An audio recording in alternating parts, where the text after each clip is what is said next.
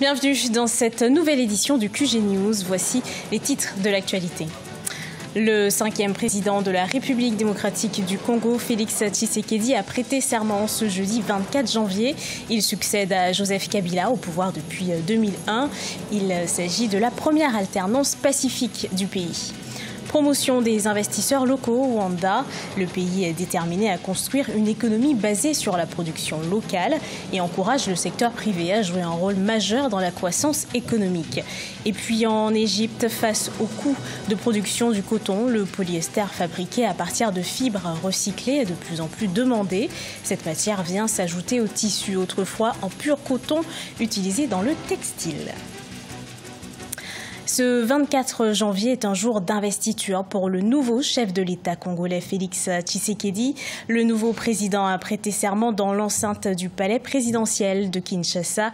Une passation de pouvoir historique. Proclamé élu par la Cour constitutionnelle, il va officiellement prendre le relais de Joseph Kabila.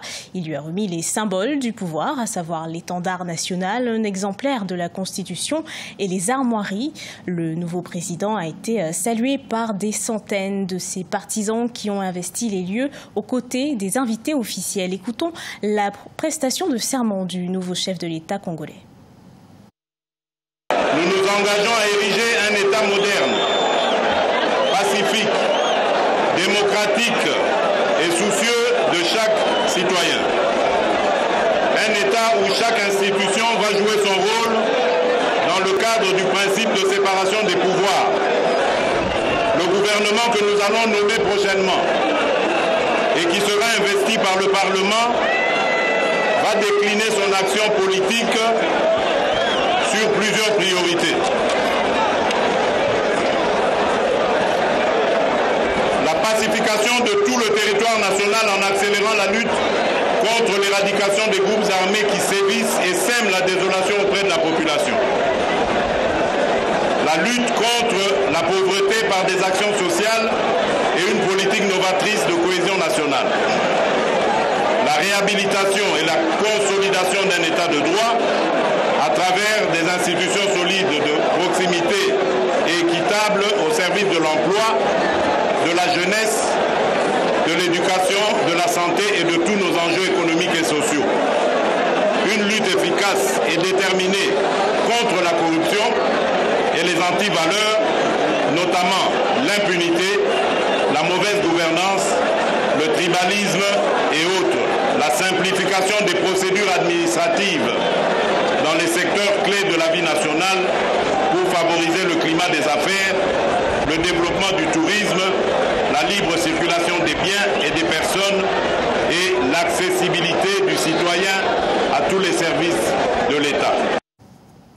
De son côté, le président sortant Joseph Kabila a tenu à féliciter le nouveau président élu Félix Tshisekedi à la veille de l'investiture. L'ancien chef de l'État a également appelé à la formation d'une grande coalition des forces progressistes, une coalition pour défendre l'indépendance, la souveraineté et l'intégrité territoriale du pays. Écoutons-le.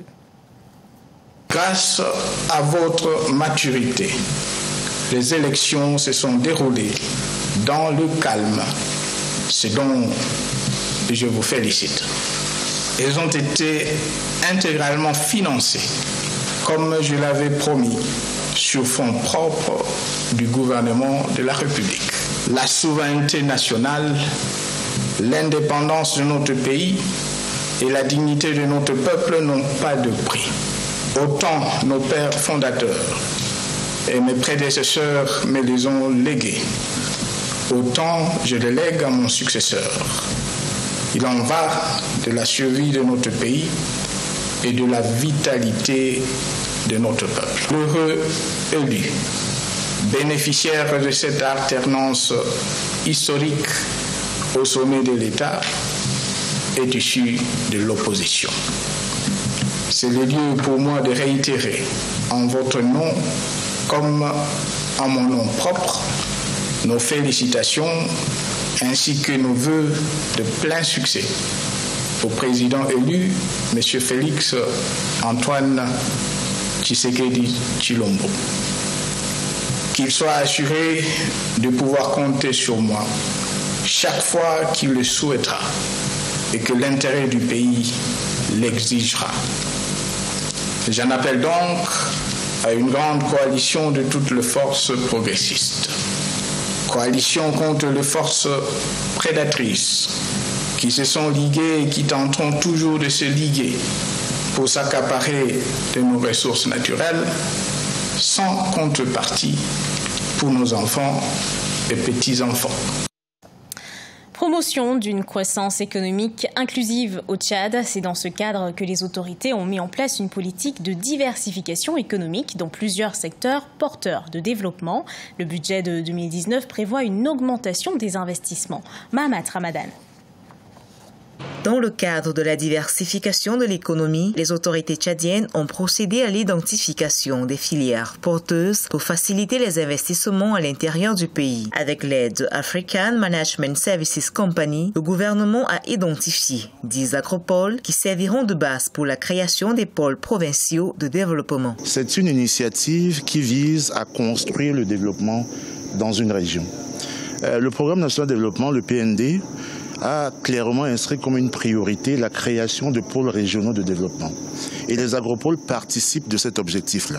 Donc autour des agropoles s'effectueront une série d'initiatives, une série d'activités diverses qui contribueront toutes à développer la région dans laquelle ces agropoles seront installés. Donc c'est de véritables outils de développement socio-économique qui font leur preuve en ce moment dans de nombreux pays africains notamment. Les investissements prévus dans le cadre de partenariats public-privé pour la valorisation des agropoles identifiés dans les provinces sont estimés à environ 60 milliards de francs CFA pour une période de 3 ans. Je tiens à apporter une précision très importante. Il ne s'agit pas de dire qu'une agropole X qui est implémentée dans une province empêcherait les autres de se développer. Ce n'est qu'une filière porteuse qui va permettre de structurer 10, 15, 20 filières derrière. Un exemple concret. Le sésame, par exemple, au Moyen Chari ou au Mandoul, n'empêche pas le développement du karité. La viande bovine ou cameline au BET, ou du moins dans l'Enedi Est, n'empêchera pas le développement d'autres secteurs, la date par exemple, ou la gomme arabique. Pour rappel, l'année 2019 est dédiée à la diversification économique et le développement social du Tchad. Le budget annuel de cette année prévoit une augmentation des investissements publics de 14,1% à travers le plan national de développement. Le Rwanda met en valeur ses investisseurs locaux. Le pays a primé les meilleurs investisseurs locaux pour l'année 2018. Le but, encourager la compétitivité au sein du secteur privé, mais aussi promouvoir l'innovation. Fraternda Kaisanga. Comme chaque année depuis 6 ans, le Rwanda a décerné les prix aux meilleurs investisseurs locaux. Selon les organisateurs, en 2018, le pays a été témoin d'un meilleur rendement en termes de croissance d'investissements locaux qui ont contribué de 49% de tous les investissements. Autre point fort de l'année 2018, plus de créativité de la part des investisseurs et l'implication de plus de jeunes dans les affaires. La plupart des investisseurs nous demandent si le tapis rouge déroulé pour eux quand ils viennent investir restera même après leur installation dans le pays. Eh bien, pour s'assurer que cela soit le cas, on a introduit des services post-investissement. En 2018, on a lancé une journée porte ouverte pour les investisseurs où chaque vendredi, une équipe reçoit des remontées ou des suggestions de la part des investisseurs et on s'assure du suivi. L'Office rwandais de développement qui organise l'événement annuel de remise des prix aux meilleurs investisseurs, plus de 200 réclamations ou plaintes ont été reçues et 78% de ces plaintes ont été résolues. En plus, un nouveau département en charge du réinvestissement a été créé pour mieux servir les investisseurs. Je n'ai pas de doute que les produits fabriqués au Rwanda sont parmi les meilleurs qu'on trouve sur le marché. Et ce, grâce à la campagne de notre gouvernement d'encourager les investisseurs locaux à valoriser la qualité. Plus de 100 sociétés étaient en lice pour 11 prix, dont celui du meilleur jeune entrepreneur, décerné à Jean-Marie Vianney Abiyaremier, ancien enfant de la rue qui fabrique des bijoux à base des cornes de vache. Autrefois or blanc de l'Égypte, le coton a aujourd'hui perdu ses lettres de noblesse. L'utilisation du coton dans l'industrie du textile est en déclin. En Égypte, une industrie tente une alternative, l'utilisation de bouteilles en plastique recyclées pour produire de la fibre de polyester, un tissu moins cher que le coton. Découverte avec Corinne Camdem. Réputé dans le monde entier grâce à ses très longues fibres, le coton égyptien a été au XIXe siècle la principale source de richesse du pays.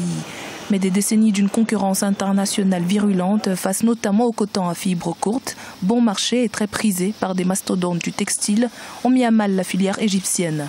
En Égypte, l'usine Pharos Polyester Staple Fiber a décidé de s'adapter en utilisant des bouteilles en plastique recyclées pour produire de la fibre de polyester, une alternative moins chère au coton.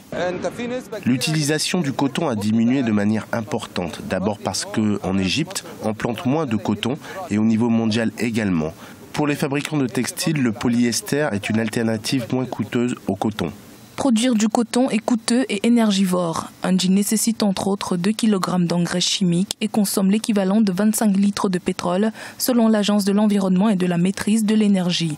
Pharos Polyester fait partie des rares usines de recyclage émergentes qui réutilisent des bouteilles en plastique pour fabriquer la fibre polyester. Les propriétaires d'usines de recyclage estiment que ce tissu moins coûteux peut combler le déficit d'approvisionnement causé par le déclin de l'industrie cotonnière historique en Égypte. Les gens doivent comprendre la valeur de cette bouteille. Vous pouvez confectionner des vêtements à partir de cette bouteille, même si vous ne pouvez pas l'imaginer. Vous pouvez créer des costumes à partir de cette bouteille. Vous pouvez créer des chemises et des pantalons. C'est parce qu'un pourcentage de polyester s'y trouve. Cette bouteille porte les mêmes gènes que le coton naturel. C'est pour ça qu'au lieu de la jeter, nous l'utilisons. De 2017 à 2018, le prix du quintal de coton est passé de 3 000 livres, soit 145 € à 2 700 livres, soit 130 €. Les efforts récents du gouvernement égyptien aident à augmenter la production, mais les fabricants affirment que malgré la baisse des prix, l'achat de coton reste cher. C'est ici que la fibre de polyester comble un vide. Le polyester fabriqué à partir de fibres recyclées est de plus en plus demandé sur le marché et vient s'ajouter au tissu autrefois en pur coton utilisé dans le textile. Ce journal a été préparé par l'ensemble de la rédaction. Merci de l'avoir suivi. Et retrouvez dans un instant une nouvelle édition d'actualité sur Africa 24.